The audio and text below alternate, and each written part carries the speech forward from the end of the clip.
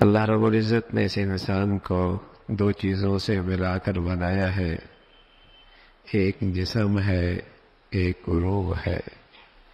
ایک یہ ظاہر کا انسان ہے، ایک یہ باطن کا انسان ہے، لیکن وہ اندر کا انسان حقیقی انسان ہے۔ یہ جسم اس کی ایک ضرورت ہے۔ یہ جسم اس اندر کے انسان کو دنیا میں کے بعد برزخ تک لے جائے گا، پھر وہ اندر کا انسان اللہ کی طرف چلا جائے گا، یہ لاشا رہ جائے گا۔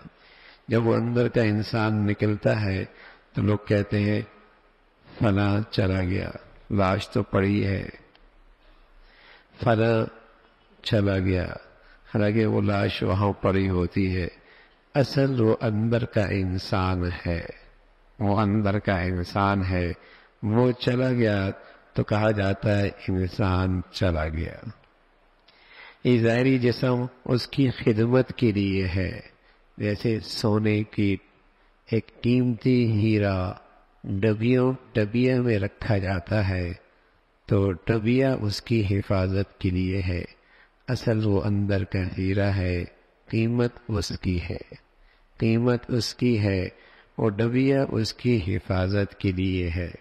لیکن اگر کوئی نادان اس ہیرے کی فکر نہ کرے اور اس ڈبیا ہی کو سنبھالتا پھرے تو کیا کہیں گے؟ میاں عقل کوئی نہیں ہے، اس کی عقل کوئی نہیں ہے۔ تو میرے عزیزو، اسی طرح یہ انسان تو باہر کا ایک پنجرا ہے، ڈھانچہ ہے، اندر کے انسان کی حفاظت کے لیے ہے۔ آج ساری دنیا اس ظاہری جسم کو سنوارنے پہ، حفاظت پہ لگی ہے، اور اندر کے انسان کی کسی کو فکر ہی کوئی نہیں۔ اور کہتے کیا ہے؟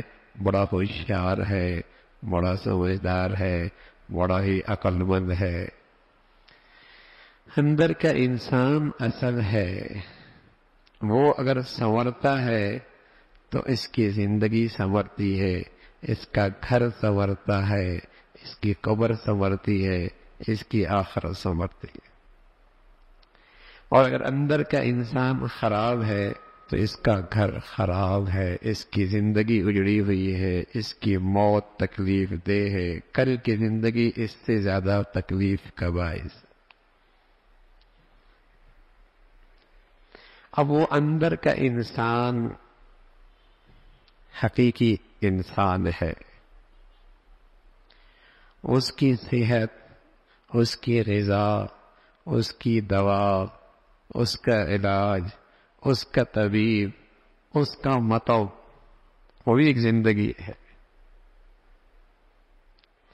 جب یہ جسم بیمار ہوتا ہے تو اسے غذا کی چاہت نہیں رہتی، غذا کی چاہت نہیں رہتی۔ اسے زبردستی بھی کھلایا جائے تب بھی اس کے لیے کھانا بڑا مشکل ہوتا ہے۔ بیمار ہے، غذا کی طرف رغبت ختم ہو گئی۔ ایسی میرے عزیزو، یہ فرائض، یہ واجبات، یہ سنن، یہ نوافل، یہ اندر کے انسان کی غذا ہے، لیکن جب اندر کا انسان بیمار ہو جائے تو ان چیزوں کی طرف رغبت نہیں رہتی،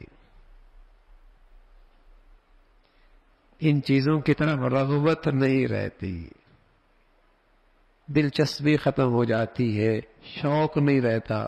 صبح آنکھ کھلتی ہے، کھڑا نہیں ہو سکتا، آنکھ کھلتی ہے، کھڑا نہیں ہو سکتا۔ جانتا ہے یہ بڑی قیمتی غذا ہے، لیکن بیمار ہے، ہمت اور حوصلہ ہی نہیں کہ اس کے لیے کھڑا ہو سکے، قدم اٹھا سکے۔ اس کے دسترخوان پہ مزے کے کھانے پڑے ہیں، لیکن جسمانی طور پہ بیمار ہے، رغبت ہی نہیں ہو رہی۔ کہتے ہیں یہ آدھی روٹی کھا لو، چند لقمے ہی کھا لو، چند لقمے ہی کھا لو۔ اسی طرح جب یہ اندر کا انسان بیمار ہوتا ہے تو اس نیکیوں کی، اس غذا کی طرف رغبت ختم ہو جاتی ہے، رغبت نہیں رہتی۔ اور سبحان اللہ، سبحان اللہ، اگر اندر کا انسان صحت مند ہو تو پھر نیکیوں کی طرف ایسی رغبت ہوتی ہے، جب تک غذا نہ کھائے کسی چیز میں مزہ ہی نہیں آتا.